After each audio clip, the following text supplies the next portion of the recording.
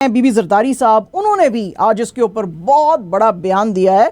ये जो निज्जर साहब का जो सारा किस्सा हुआ है यहाँ पे, इसमें उन्होंने कहा जी कि एक नेटो मेंबर स्टेट की सॉवरेनिटी को इंडिया वायलेट करता हुआ पकड़ा गया है और ये ह्यूज एलिगेशंस हैं और इंडिया जो है अब दुनिया के सामने एक्सपोज हो गया है। बीबी जरदारी ने कहा कि हम वेस्ट को कहते हैं कि अब इन एक्शंस को इंडिया के इग्नोर करना आप बिल्कुल भूल जाओ, क्योंकि इंडिया हैज बिकम अ रोग हिंदुत्व टेररिस्ट स्टेट, बीबी जरदारी ने कहा। और वो कहते हैं जी कि ना सिर्फ वो कश्मीर के अंदर जो है वो टेररिज्म कर रहा है, बल्कि उसके बहुत सारे लोग जो हैं पाकिस्तान के अंदर उसके स्पाइस टेररिज्म करते हुए पकड़े गए हैं। और ये ना सिर्फ कनाडा की बल्कि दूसरे कंट्रीज की वायलेशन भी जो है उनकी सॉवरेनिटी की ये करते हैं और इंटरनेशनल नॉर्म्स को फॉलो नहीं करते हैं। तो अब मैं इंटरनेशनल कम्युनिटी को कहता हूं कि कनेडियन गवर्नमेंट और उनके लोगों के साथ खड़े रहें और ये जो एट्रॉसिटीज़, ये रिलीजियो फैशिस्ट स्टेट इंडिया जो कर रही है उसको रोकने की ज़रूरत है। लाहौर के अंदर एंटी टेररिस्ट कोर्ट जो है जी उसने एक्सटेंड की है interim bail of Asad Umar और इमरान खान की जो दो बहनें हैं अलीमा और उज़मा, उनके लिए, और जितने भी दूसरे सस्पेक्ट्स हैं अक्टूबर 4 तक उनकी की है जो मे 9 के केसेस में अलेजली इन्वॉल्व थे। लास्ट मंथ लाहौर एटीसी ने अलाउ किया था पुलिस को कि वो इंटेरोगेट कर सकते हैं बहुत सारे पीटीआई के लीडर्स और एक्टिविस्ट को, ये जो डिफरेंट केसेस थे मे 9 के राइट से रिलेटेड। और उन्होंने कहा था जी कि इन्होंने स्टेट के खिलाफ के डिपार्टमेंट्स के खिलाफ जो है वो वॉर वेज करने की कोशिश की, तो बहुत सारी FIRs लिखी गई थी। सितंबर 2 को लाहौर एटीसी ने एक्सटेंड किए थे इनके बेल, उमर के भी और इमरान खान की दोनों बहनों के भी, टिल टुडे यानी कि सितंबर 19। और इनकी बहनें जो हैं अब इनको और एक्सटेंशन जो है वो दी गई है और डायरेक्टिव्स भी दिए गए हैं। इसके अलावा उन्होंने कहा जी कि आप इन्वेस्टिगेशन के अंदर लेकिन आप आते रहेंगे और आप इनके साथ कोऑपरेट करेंगे। इसके अलावा इन्वेस्टिगेटिव ऑफिसर ने कोर्ट को कहा कि उमर जो हैं उनको जो 7 केसेस उनके ऊपर लगाए गए थे असद उमर पे, उनमें 5 में उनको डिस्चार्ज किया गया है, 2 केसेस जो हैं वो अभी तक हैं जिसके के अंदर बेल अब एक्सटेंड की गई है। तो ऐसे चल रहे हैं। ECP जो है यानी कि इलेक्शन कमीशन ऑफ पाकिस्तान जो है उसने आज आंकड़े दिए हैं जी। उसने कहा है कि पाकिस्तान के अंदर रजिस्टर्ड वोटर जो हैं वो 4 साल में 21 मिलियन तक जो हैं वो इंक्रीज कर गए हैं। आज का जो इनका डेटा सामने आया है उन्होंने कहा जी कि रजिस्टर्ड वोटर्स जो थे 2018 में वो 106 मिलियन थे, जो कि अब राइज करके 127 मिलियन पे जुलाई 25 को जो ये इस साल का उसमें खड़े हुए थे। इसमें नंबर ऑफ फीमेल वोटर्स जो हैं वो दे आर अप 46.7 मिलियन, जो कि इन 2018 थी, तो अब उसकी जो तादाद है 58.5 मिलियन है। और इसमें से 46% जो हैं टोटल रजिस्टर्ड वोटर्स हैं। मेल जो वोटर्स हैं वो जो हैं 54% या कि 68.5 मिलियन ऑफ टोटल वोटर्स जो हैं बनाते हैं। यूथ एज बिटवीन 18 to 35 ये हैं, they are around 57.1 million and they make 45% of the eligible voters. 2018 के वोट में देयर परसेंटेज जो थी यानी कि ये यूथ की 43.8% थी। एल्डरली एज 56 एंड अबव ये इनकी ऑलमोस्ट जो है वो 24 मिलियन एलिजिबल वोटर्स हैं और दे मेक 18.9%। जो पंजाब है उसमें largest chunk of eligible voters हैं विच इज 72.3 मिलियन और 56.9% of all voters, followed by Sindh 26.6 million voters, that is 21% of the total. KP 21.7 million which makes 17.1% of total vote count, and Baluchistan 4.2% of all voters at 5.3 million, और इस्लामाबाद जो है उसके अंदर 1 million eligible voters हैं। US mission to Pakistan यानी कि US embassy जो है पाकिस्तान में, उन्होंने कहा है जी उनके पास बहुत शिकायतें आई थी कि ये जो अपॉइंटमेंट्स हैं, वीज़ा अपॉइंटमेंट्स, ये इसका वेट टाइम बेतहाशा लंबा है। उन्होंने कहा जी कि अब हमने इसको रिड्यूस करके 3 to 6 मंथ्स कर दिया है, लेकिन बेतहाशा पाकिस्तानी जो हैं अमेरिकन एम्बेसी के बाहर खड़े हुए हैं अमेरिका का वीज़ा लेने के लिए। वो कहते हैं जी कि तकरीबन 10,000 पाकिस्तानी वीज़ा एप्लीकेंट्स जो हैं उनको ओरिजिनली हमने 2024 में बुलाना था, जो कि काउंसलेट जनरल थी कराची के अंदर, तो लेकिन अब हम उनको कह रहे हैं कि उनको जल्द ही अपॉइंटमेंट्स मिल सकती हैं और वो अपॉइंटमेंट्स जो इनकी रीस्केड्यूल की गई हैं 2023 के लिए। और वो कहते हैं जी कि as early as next week thousands of non immigrant visa appointments जो हैं वो अब दी जाएंगी फॉर द फर्स्ट टाइम। ये पहला मेजर है और इसके अलावा जो है आपको एडवाइज़ किया जाता है कि आप अपने ईमेल्स और देखते रहें और लॉग इन करें। आपका जो अकाउंट है एम्बेसी की वेबसाइट पे जिसमें कि आपने अपॉइंटमेंट टाइम लिया था, आप रीबुक कर सकते हैं अपने अपॉइंटमेंट्स एम्बेसी में भी जो इस्लामाबाद में है और काउंसलेट के अंदर भी जो कराची के अंदर है। और वो कह रहे हैं जी कि हम अब न्यू इंटरव्यू वेवर एप्लीकेशंस जो हैं वो हम जो कि प्रीवियसली इशू किए गए थे यूएस वीज़ा के लिए, वो हम अब एक्सेप्ट कर रहे हैं। इसके अलावा वो कहते हैं जी हमारी वेबसाइट आप चेक करें ustravel.com/पाकिस्तान यानी कि PK। और इस तरह की बहुत सारी चीज़ें आज जो हैं अमेरिकन एम्बेसी ने अनाउंस वहाँ पे की हैं। अच्छा जी, इंडियन गवर्नमेंट ने डिनाई किए हैं सारे एक्यूजेशंस जो हैं हरदीप सिंह निज्जर के सिलसिले के जो ट्रूडो साहब ने किए हैं। उन्होंने कहा है जी कि आपने ये काम जो है बिल्कुल ठीक नहीं किया है। आपको पता ही है कि इससे पहले भी जब G20 की मीटिंग पे ट्रूडो साहब गए थे तो वहाँ पे इंडियन जो लीडरशिप थी उन्होंने उनके साथ कोई अच्छे तरीके से बात नहीं की थी। तो अब जबकि दोनों मुल्कों ने एक दूसरे के डिप्लोमेट्स को भी एक एक को एक्सपेल किया है तो हालात यहाँ तक ख़राब हो गए हैं। लेकिन इसके ऊपर इंडियन जो फॉरेन मिनिस्ट्री है उसका कहना है कि ये बिल्कुल शो करता है कि कनेडियन जो हैं वो इंटरफेयर करते हैं हमारे इंटरनल मामलात में। क्योंकि आपको पता ही है कि ट्रूडो साहब ने जब फार्मर्स का मसला उठा था 2020 में तो उन्होंने काफ़ी कहा था कि हम बड़े जो हैं वो कंसर्न्ड हैं उनके केस के लिए। तो उन्होंने कहा था कि ये बिल्कुल अनएक्सेप्टेबल इंटरफेरेंस है। और कनेडियन एम्बेसडर जो था उसको भी न्यू दिल्ली ने बुलाया था और बड़ा अपना जो है प्रोटेस्ट लॉन्च किया था। अब वो कह रहे हैं जी कि ये आपके मुल्क के अंदर जो है बहुत स्ट्रॉन्ग सपोर्ट है आपके पॉलिटिशियंस के बीच में भी फॉर खालिस्तान और लोकल जो लीडरशिप है सिक्स फॉर जस्टिस उसके लिए भी। ये जो आप रेफरेंडम करा रहे हैं यहाँ पे तो वो जो है वो भी इंडिया के लिए ज़्यादा काबिल कबूल नहीं है। और आपको बहुत दफ़ा बताया गया था इंडिया के कंसर्न्स भी। ट्रूडो साहब ने जैसे कि कहा था कि मैं जी मामलात को मोदी जी के सामने G20 की मीटिंग में लेकर आया था, उसके ऊपर इंडिया ने बात करते हुए कहा कि उसका ये मतलब नहीं है कि अगर आप किसी चीज़ को अनएक्सेप्टेबल कह रहे हैं तो हमारे लिए कुछ एक्सेप्टेबल है। जो आपके मुल्क में हो रहा है वो हमारे लिए भी बहुत अनएक्सेप्टेबल है। और उन्होंने कहा जी कि ये जो आपकी जो हमारी एलिगेशंस हैं इंडियन गवर्नमेंट के बारे में सब्सटेंशिएटेड हैं और इनफैक्ट जो है आप अपना सारे का सारा फोकस शिफ्ट कर रहे हैं खालिस्तानी टेररिस्ट और एक्सट्रीमिस्ट से जिनको कि आपने शेल्टर दिया हुआ है कनाडा के अंदर। और आप इनफैक्ट कनाडा की सॉवरेनिटी और टेरिटोरियल इंटेग्रिटी को आप जो हैं वो थ्रेटन कर रहे हैं और नुकसान पहुंचा रहे हैं। और हमने बड़ी दफ़ा कनेडियन गवर्नमेंट को कहा है कि आपको खालिस्तानी जो फैक्शंस हैं उनके खिलाफ एक्शन लेने की ज़रूरत है। लेकिन आपका जो इन एक्शन है और आपका लॉन्ग स्टैंडिंग जो हमारा और कंटिन्यूइंग कंसर्न है कि आप एक्शन लें, आपने उसके ऊपर कुछ भी नहीं किया है।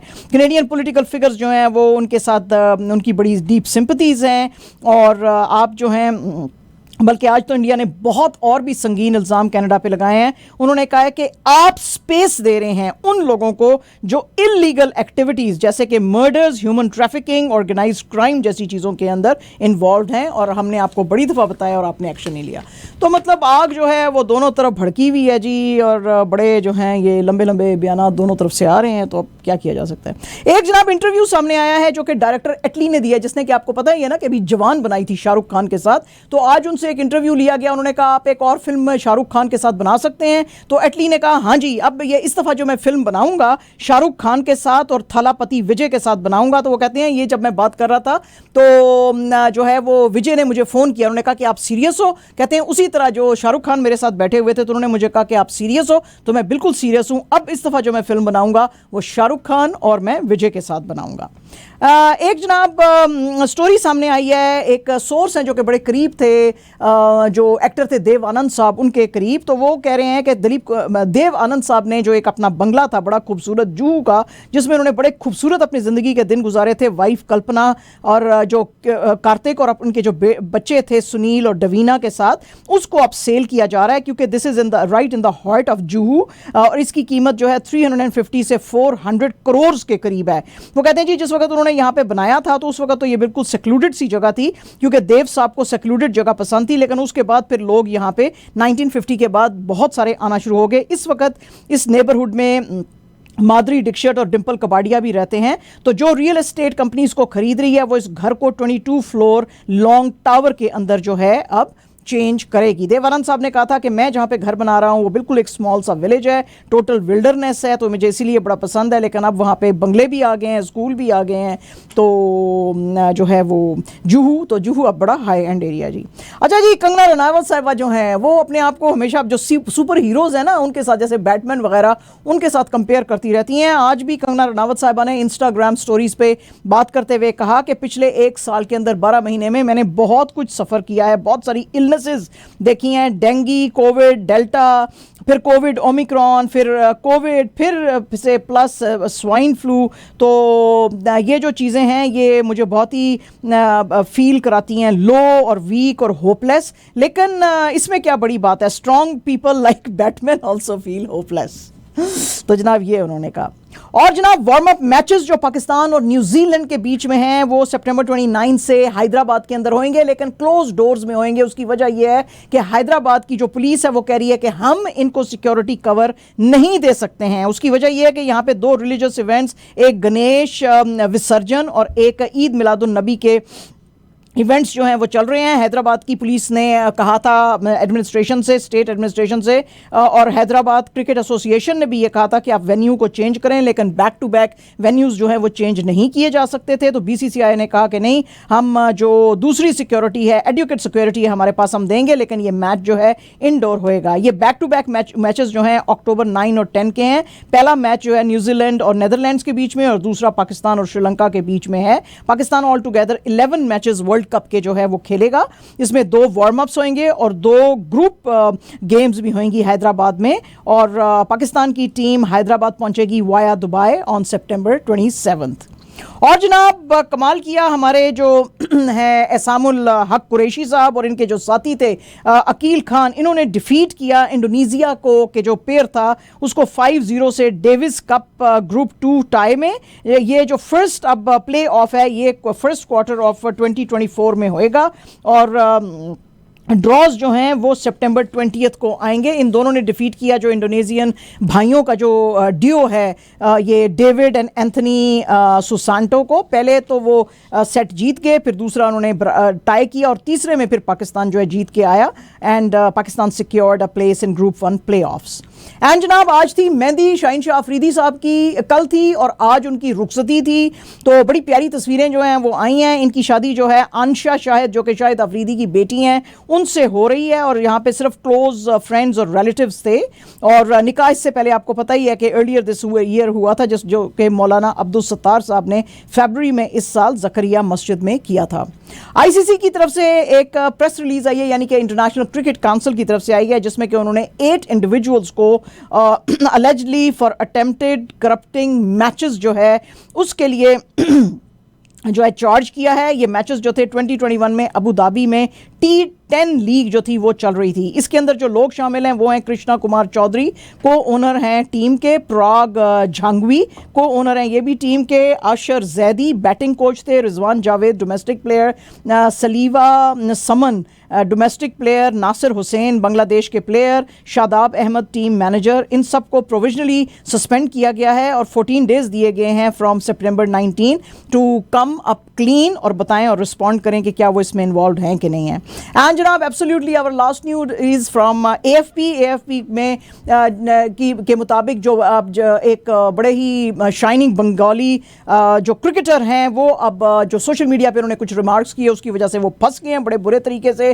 आपको पता ही है कि उन्होंने बड़े ब्रिलियंट तरीके से भी जो मैच हुआ था एशिया कप का, जिसमें कि बांग्लादेश ने इंडिया को हराया था, उसने कैप्टन रोहित शर्मा को अपनी चौथी डिलीवरी जो थी उसमें आउट किया था।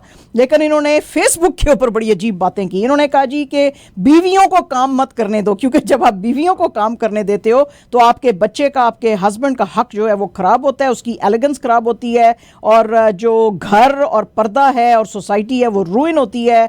तो आपको तो पता ही है कि बांग्लादेश में ज़्यादातर गारमेंट फैक्ट्रीज़ में काम ही औरतें करती हैं। तो उन्होंने कहा जी कि और बड़ी ग्रोथ वहाँ पे बांग्लादेश में आई है इनकी वजह से। तो उन्होंने कहा कि सारी सारे जो मेन हैं उनको वार्न किया कि बेटे जो हैं वो अपनी माँ की अगर चाहते हैं मॉडेस्टी खराब ना होए, क्योंकि वो फ्रीली अपने मेल फ्रेंड्स के साथ मिलती हैं यूनिवर्सिटी में, तो उनको आप रोकें। तो अब ज़ाहिर है इसकी वजह ऊपर तो बड़ा बैकलैश आ गया बांग्लादेश में। तो पेरिस बेस्ड राइटर जो हैं जानतुन नाइम प्रीति, उन्होंने कहा जी बांग्लादेश की टीम जो ये जो जर्सियाँ पहनती है ना, ये जिन फैक्ट्रियों में बनती है वो औरतें बनाती हैं, तो आपको सॉरी फील करना चाहिए कि आप की जो मदर है, आप अपनी मदर को भी नॉर्मल ह्यूमन बीइंग नहीं समझते हैं। राइटर स्वार्डिको नोमन जो है उन्होंने कहा कि ये बड़ा ऑफेंसिव इसका कमेंट है और जो बांग्लादेश क्रिकेट बोर्ड है उसको इसको क्वेश्चन करना चाहिए और उसको बोलना चाहिए कि ये अपोलोजाइज करे। जर्नलिस्ट मजबूल हक जो हैं उन्होंने कहा जी कि ये बड़ी ही मिसोजिनिस्टिक जो है वो कमेंट है और ये अनएक्सेप्टेबल है। चाहे कितना भी बड़ा कोई स्टार होए, जो बांग्लादेश क्रिकेट बोर्ड है उसको इन्वेस्टिगेशन बिठानी चाहिए इसके ऊपर। तो बांग्लादेश क्रिकेट बोर्ड ने जनाब इसके ऊपर इन्वेस्टिगेशन बिठाई और अब पता चला है कि ये जो हैं प्लेयर, इन्होंने भी अब इनका नाम है, ये बॉलर हैं तंजीम हसन शकीब, 20 ईयर्स इनकी एज है। तो तंजीम हसन शकीब ने अब अपोलोजाइज़ किया है अपने कमेंट्स के लिए। और इसके बाद आमिर साहब हम जाएंगे मियाँ अली अशफाक